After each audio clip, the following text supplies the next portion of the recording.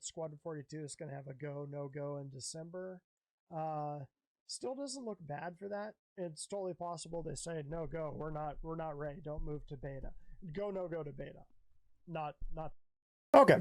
So I thought after comment exchange on the comments down the YouTubes a couple days ago that it might be a good idea to actually, as a content creator, which I still don't really think of myself as, but I guess I am, have kind of been using terms, throwing around terms that aren't always, there's not a unified definition behind them. I thought it might be a good idea to roll out a video where I actually express what my definitions for these terms are, so that there's ever a question in the future, I could just point people back to this video. But I kind of wanted to start this one with a caveat that's a little bit different from my other ones. And that's that I have opinions, and sometimes they're informed opinions, and sometimes they're opinions that are based on my own experiences, my own life experiences, and my own job experiences, things that I've done, things that I've seen. I followed a lot of projects, game projects. I even tried to develop one of my own, which I've talked about a little bit, which actually might make an interesting show, at least for me, to kind of talk about the times back in 95 to like 99 where I tried to make my own game. But through that process, I've kind of come up with definitions, and the game development community as a whole kind of has general definitions for things. And this is the different stages of development, where it's pre-alpha, alpha, beta, and gold. And I just thought that would be kind of cool to go in and talk about these. But on the caveat, I just want to say that these are kind of my views and my opinions. And I may speak with a lot of authority on these because I kind of have confidence in what I believe they are, but that doesn't necessarily mean that you don't have other views. With that said, let's get this.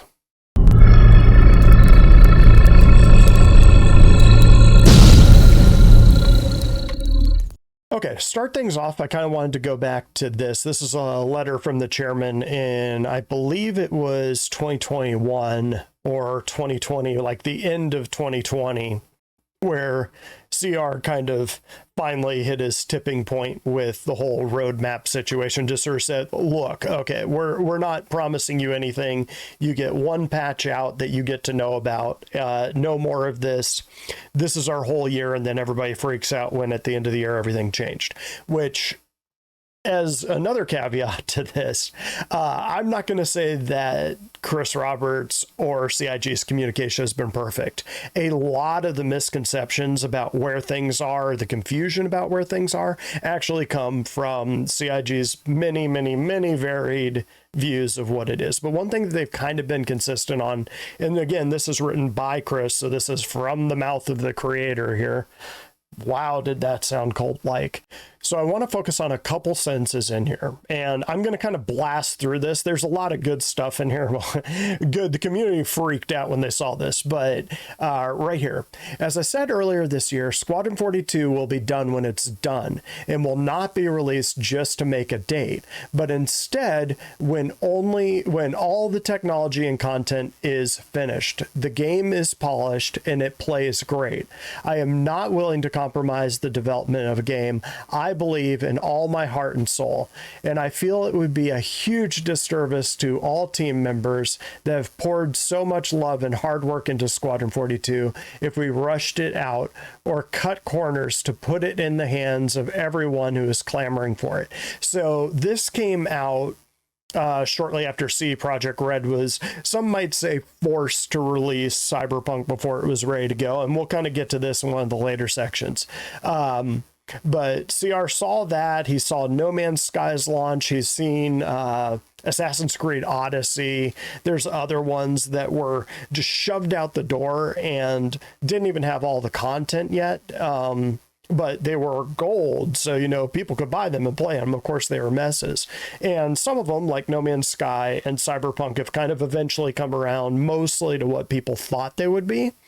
But they definitely weren't finished, polished products to begin with. And the thing is that Squadron 42, CIG in general, is crowd-funded. So if they lose the support of the crowd, they cannot keep making the game.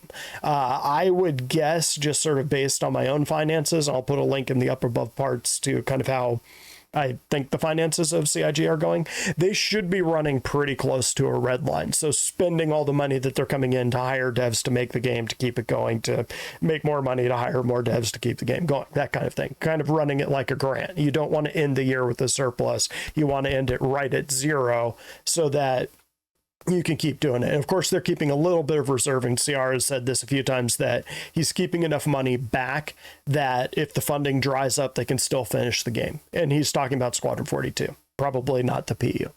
But in this instance, he has said a few times, even going back to, I think like 2016 or 2017, that he's going to issue labels. So he's not going to say, we are in beta, we are now going to gold, or something like that. He's not going to do that. And that's because he doesn't want to put himself into a box and be forced to, okay, we're here now, so we have to show this kind of thing. So all of these terms that I'm going to be using are for my benefit, and for the benefit of us to kind of understand that if we were to compare Squadron 42, and I'm specifically talking about Squadron 42 in this video, comparing Squadron 42 to other projects that we've seen in the past, where it is in development, so that we can get a rough idea of when it might launch. With that said, this letter to the chairman is important in that sense. And so to the next chapter right here, where it says, for most games, it's typical to not even announce the project until about 12 months out, and only start building awareness with marketing 6 months before launch. So this is really important, because this is something that I've said over and over again, that the project Squadron 42, whenever I say the project from here on, just assume that I'm talking about Squadron 42. The PU is years off. It's minimum 5 years until they're in a beta state, I would guess. 4 to 5 years. But for Squadron 42, I think that we're kind of shifting into a beta state, and I'll kind of get to that later in the video. But this right here is very much true. If this were any sort of a regular project being pushed by a production company, we wouldn't even be hearing about it until they had it in a state where they could start marketing it. Because at that point, they want to start building up intensity. Building up intensity over a decade is very, very, very difficult. And you can kind of see the downsides of that in the sense that the project is having right now. So I've kind of spent enough time on that. So let's go ahead and go on to the next part. And so this is where I'm going to kind of dive into the different terms that we're using. So we're using pre-alpha, alpha, and beta, and gold. And I'm going to kind of talk about what my definitions for these things are.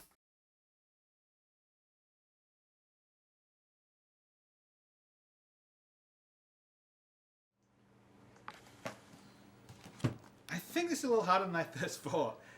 We were completely overwhelmed by the amazing response we got when we announced Star Citizen.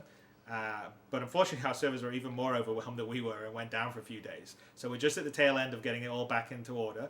But in the meantime, the kind folks at Kickstarter have offered to help out, and we'll be launching a Star Citizen Kickstarter page. And we know there's a lot of you out there that have asked for the Kickstarter option. You feel more comfortable with it. It's certainly more scalable than the solution that we built on our own site here. So we ask you, if you haven't pledged yet, please go and pledge there. If that doesn't work for you because you want to use PayPal or you're in Europe or something, then you can also pledge on this site. In all cases, your pledges will be connected to your Roberts Space Industries membership and account, and hopefully will be all seamless. We certainly will work really hard to try and ensure that. And I would like to thank everybody that's already pledged. So right here, this is what I would consider pre-alpha. So the pre-alpha is an elevator pitch. It's, you might have some graphics, you probably have a bunch of design documents, you have a little bit of a narrative part of what the story's going to be, and then you go and you pitch it to a production company. In this case, Chris Roberts actually pitched it to us through Kickstarter, which is what he's talking about here. So to me, that's pre-alpha. When you don't really have the engine nailed down, you might know what you're going to be doing, but you haven't actually started doing it. That is pre-alpha. So I have to admit that the term pre-alpha when used for games like this is kind of triggering for me. And I don't have a perfect definition for it, but I'm pretty sure this isn't that. It's not really a real thing. Yeah, or at least it's not really a real thing in the sense that if somebody is calling Star Citizen a pre-alpha, internally, like I said, it's kind of triggering. I kind of roll my eyes. I'm kind of like, okay, you're not using that term correctly. But then again, some of these terms are so generic that maybe they're right from what they've encountered. And that's sort of why I started with that caveat, is that we're all coming to this with our own expectations, our own terminology. CIG certainly hasn't helped in that regard.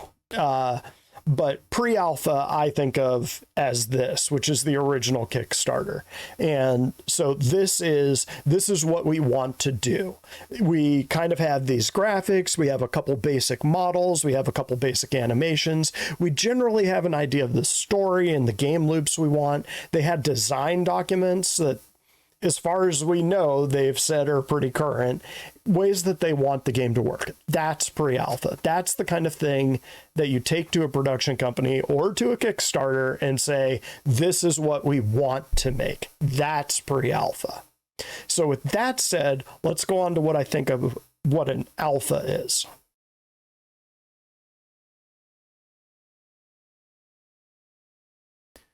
Okay, so I wanted to start here.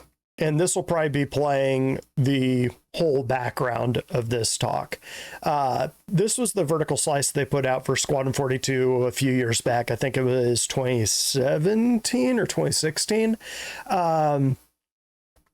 This is made more complicated by, if you look at the bottom of the screen right there, you can see it says pre-alpha work in progress gameplay. In my view, this is not pre-alpha. This is alpha. And the reason I'm saying that is, and this is sort of what I was getting at when I said even CIG is complicating things by just kind of using vague terminology, and just, it kind of goes along with Chris Roberts' theory that he's not going to label these things because those labels carry a lot of weight to them. But in this case, I define alpha as anything between that elevator pitch and beta. And so that's in itself is kind of vague. So what I see alpha as is anything where you're still building the engine, you're building the tools to make the engine, you're still building out the game loops, and you're basically, you're not feature complete. Now, feature complete doesn't mean polished. It just means that everything is in the game where you want it to be. Now, in alpha, they were using the Crisis engine. So forget what they call it. I think they call it Cry engine, but they're using that as a foundation, but they had done so many changes on it that they could actually call it Star engine in some of their documents, which I believe was one of the many things that Crytek actually sued them over in their breach of contract tort. But with this to me just screams alpha. You have a working engine, you have working AI, you can move around. And I mean, again, this was a few years back. So Star Citizen and Squadron 42, until we hear differently, probably up until those 6 months when they start doing the advertising saying, hey, we're going to release it like 6 months to a year. When you start seeing those articles come out, then we know for sure that it's in beta. This is more for me to kind of put in my mind, okay, the project has progressed this far in production, and now we can start to kind of say, when are we going to see this thing go gold? When are we going to start seeing those advertisements stage? Good chance CIG never tells us until we hit that sort of advertising window. But with this is still very much alpha at this stage in the game. They hadn't rounded out all of the levels or anything like that. They hadn't rounded out all the characters. They didn't have all their alien races in there. They're still sort of spinning out the story and adding chapters, it's very much still a game in early development at this stage when they're rolling this out. So that's generally what I think of as alpha. You're still building things out. You're still not 100% sure what's going to be in the game. So why am I saying that this project might have moved over to beta? So let's go ahead and take a look at the roadmap.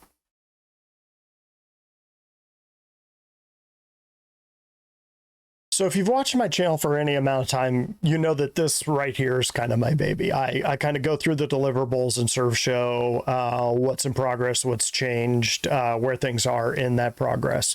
And in about, let's see, probably about 2 weeks, I think they're going to drop the next round of this. One of the problems that we have towards the end of the year is they haven't really planned out the next year. So you have a lot of things that'll end around December, January, or around June. And that's just because they've kind of cursory planned out that far. That's not necessarily what they're going to be developing. So right here, Actor Status 2, expect that in 2 weeks to shift around. There's going to be new things on here. There's going to be old things going off. Happens every single year. But in this case, we had a lot of things that were Squadron 42 related, especially the chapters, which I'll get to down here, all kind of wrapping. Now, this doesn't mean that they actually finished all of those chapters in December. It just means that the planned sprints were finished in December. These will almost certainly keep working right up until probably a month or two before the thing drops to gold. So these are going to keep stretching and stretching and stretching. That is not what the definition of beta is. So beta is feature locked or feature complete. Now, I want to stress this again. I know I've said this a few times, so I really want to drive this home.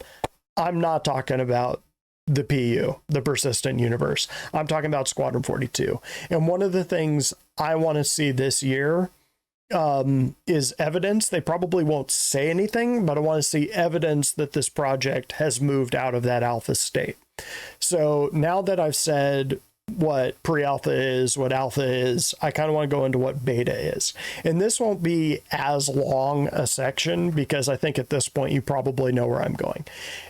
Beta is what I would say is feature locked, or sometimes I use feature complete. I don't really use that correctly. It's just in my brain, it's the same thing. It's not the same thing.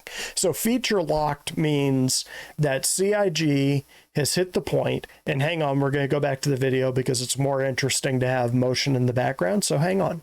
So what is feature locked? So feature locked doesn't mean that you have a finished polished product.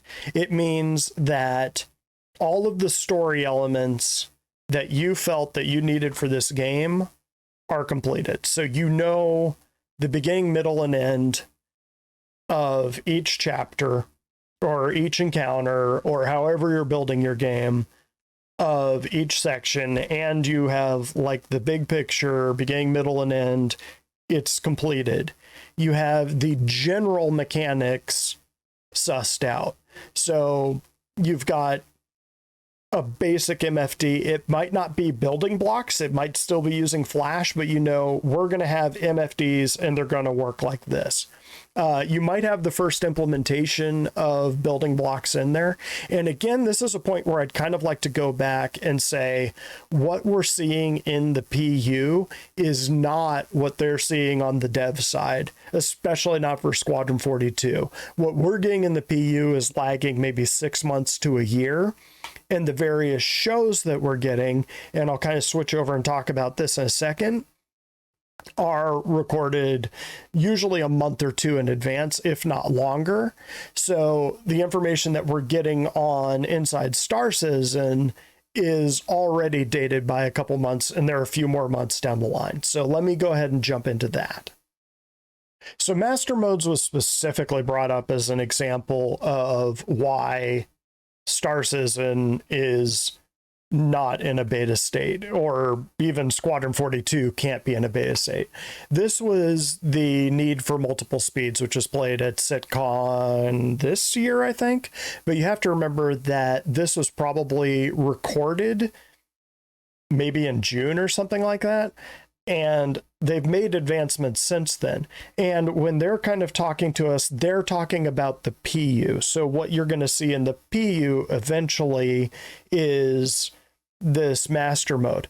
For Squadron 42, and this is something that I really want to express, Squadron 42 is a simpler game. You're only going to have access to fly at a guess maybe 3 ships. You're going to have access to the Gladius, which is going to be your hero ship through most of it. Knowing Chris Roberts, you're almost certainly going to get access to something like the Arrow and the Saber, and apparently the F8 at some point in there. Just that's generally how he does it. In the original Wing Commander, you had this Scimitar and these other kind of ships, and then you eventually get the new sexy ship. But anyway, the argument is that since we don't even have master modes in the game yet, we can't be in a beta state because this is a huge part of the functionality of the game that hasn't been implemented yet. What I'm going to argue is that this hasn't been implemented for the PU. It has definitely been implemented for Squadron 42. And Richard there is actually even talking about, we've been playing this in our dev builds for months now, and it's really good and it works really well. That means that is feature locked. They're pretty sure that this is what they're going to use and they're going to go forward. That doesn't mean they won't modify it for the PU when they bring it over, just to kind of balance it, because you've got hundreds of ships in the PU. You've got to balance how a Reclaimer flies versus how a Kar-2-All flies. So there's going to be a ton more balance in a game like Star Citizen Persistent Universe versus Squadron 42, and I think everybody would agree with that. But the point that I wanted to make on Master Modes is that Master Modes is likely implemented for Squadron 42. So I would think that the thought that we are moving to beta, at least the beta state in my brain, of being feature locked, where they are pretty sure the mechanics they have in place are at least at a tier 0. So things like these master modes are in Squadron 42, and it might not be fully polished out because that's what you do in beta. In beta, you have everything you need to make the game work the way that you envisioned in your head. You're just going into polish. So you're not going to be adding new characters. You're not going to be adding new stories. You're not going to be adding new mechanics. Those mechanics might be polished up and they might work better, but you're not making new ones. So you're not going to say, oh man, we need to add bomb disposal units or something like that. That's a bad example because we'll almost certainly have them, but you're not going to be adding gameplay to Squadron 42 once it hits beta. You're not going to be writing in a new chapter. You're not going to say, oh wow, we need this third alien that we didn't even think of that can move by teleportation, so we've got to implement teleporters, for example. All of that is done when you hit beta. You say, this is the game we're making. We have A, B, and C. Now we need to make sure that A, B, and C work flawlessly. And one of the things that Chris Roberts has gotten trouble for in the past is that whole, when is it feature locked and working flawlessly?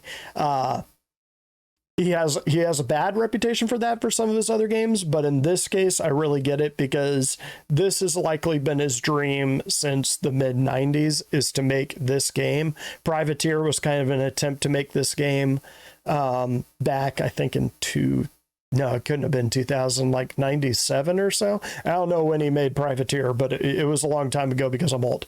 But even with someone like Chris Roberts, he's got to hit a point where he's going to realize that the community has kind of flipped a switch and they're kind of at, okay, this is cool and all. We've kind of got a cool tech demo going, but when are we getting the game? And he knows that the future funding model for this game is Squadron 42, because once he does that, he can do what I like to call the Madden or the Call of Duty. He can just release another Squadron 42 game every couple years, or every year if he wanted to. Not necessarily Squadron 42, but he could have like a mining version. He could have like, you're a miner on the edge of the system and Van Duler attacking, and you know, you got to make your life as a miner or a salvager or something like that. Like he could do hard space shipbreaker with Star Citizen, effectively just kind of have this story where you're a salvager. But he could keep rolling out. Once Squadron 42 is out and successful, he can just keep rolling it out to the players that want to play a single player game, which is a much larger community than massively multiplayer games, as weird as that sounds. The number of people that just want to sit down and play a game for 20 minutes in between waking up and work or coming home and decompressing or whatever is a huge part of the community. That's a huge part of the gaming community. The number of people that want to go out there and play with millions of other people who, on top of you playing your game and having fun your way, they're going to have fun their way, and their way might be destroying you and taking your stuff. Not fun for everyone. Fun for me, but that's not everybody. That's PvP. PvE is the single player side of things. And that's Squadron 42. And they need to get that out the door, because that's where the money actually is. Think about how much money Madden makes every year, and they fart out a game, basically the same engine every single year. I'm not saying Chris Roberts would do that, but it would be an option to kind of just keep pushing out these games time after time. So they need to actually make progress on Squadron 42. And one of the things that I'm saying that I want to see evidence that they've moved to beta is kind of along those lines, that me as a huge backer of this game, and Chris Roberts in general, one of the reasons I backed this game was because Chris Roberts formed a lot of my dreams back in the day. So I think that that's true with a lot of backers of this game. But I'm kind of hitting a show me part two of, okay, are you guys gonna, I know you're really making this game. I know all of these devs are really concentrating and trying to make this thing happen, but can you actually make it happen? So there's this old parable about a whetstone versus a sword, and you can take a whetstone and you can sharpen that sword and sharpen that sword and sharpen that sword, and it's going to get incredibly sharp, but at a certain point you're going to wear the sword down to nothing. Squadron 42 could be like that they refine it and iterate it and polish it for so long that the base moves on to another game. Like, let's say Star Atlas by some miracle resurrects and is everything that Squadron 42, well, not necessarily Squadron 42, but the PU is supposed to be, and people just start bleeding off and going and playing that game. Star Citizen is going to lose its funding, or at least a large part of its funding. They're not going to be able to pay all those devs. Development is going to slow down. Eventually it'll stop. So they, as experienced as this dev team is, they know that. They know that they are up against the clock. Even with all these caveats that we'll release the game when we release it, they're not as under the gun as they would be if they were working for a production company, but they are under the gun as far as the community will eventually find other things to do. Even these diehard loyal supporters like myself will eventually say, I'm going to go do something else for a few months, and then that few months kind of stretches into a year, and then 2 years, and then we come back 3 years later and say, oh yeah, what happened with that game? So they don't want that to happen. So what I want to see, and what I'm pretty sure they're doing, is moving to a beta state. And again, this is something that's just for my brain. When I start seeing the deliverables kind of hit that stage, I'm going to say, okay, I think we're in a beta state now, because they're not adding any new elements. They're polishing what they have, but they're not adding anything new. So what I really want to look for this year is what new stuff is added for Squadron 42. If they're working on the things that they have and there's not any new deliverables coming on, they're in beta. They won't say it, but they're in beta, at least as far as my definition goes. And gang, that is pretty much all I got for this one. Just kind of wanted to go over those definitions. So pre-alpha to me is kind of a nonsense word. Even if CR is used to himself. Pre-alpha, for my view, is just the elevator pitch. Alpha is the stage in between that elevator pitch and beta, where you're building the engine, you're building the tools, you're kind of coming up with the story, you're deciding what you want the game to actually be, and you zero in on that. Once you've zeroed in on that and you say, this is the game we're making, we've got the basic mechanics in place, like this. We have all the elements are there. We just need to make them all work together and be polished, and we're done. We can launch. And when they're all working on being polished and ready to be launched, that's beta. And the thing that I'm looking for this year is Squadron 42, not the PU. PU's years off. I want to see Squadron 42 move to that stage where there's no new deliverables appearing on the roadmap for Squadron 42, because that means they're in a beta state, whether they're saying it or not. And that's it, gang. So let me know what you think down the thoughts. Down the thoughts. Yeah, down your thoughts, down the comments, and let's chat about it, because this is something that's kind of fascinating to me. It's always interesting to hear other people's point of views of, no, this is pre-alpha, or this is a Zeta project. Obviously, I'm kind of like, what the hell is a Zeta project or an Omega project? And no one really knows. It's all just made up terms anyway, which all of language is made up. So there you go. Anyways, let me know down in the comments what you think. Catch me next time.